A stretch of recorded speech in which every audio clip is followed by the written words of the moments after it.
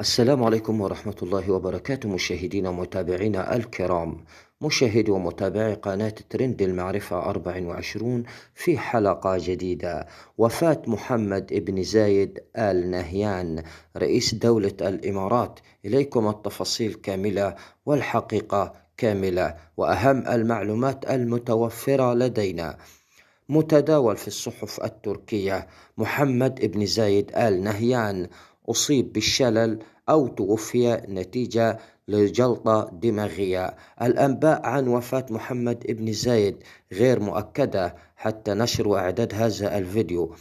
مصادر مطلعة كشفت أنه أجرى مكالمات هاتفية يوم 16 من فبراير الجاري مع أردوغان والرئيس اليوناني، ولا بيان إماراتي عن مشكلة صحية خطيرة. وقيل أنه بدأت التسريبات من تقرير تركي محذوف، لكنها نفتها مصادر متعددة. وإلى هنا أشكركم لمتابعة الفيديو.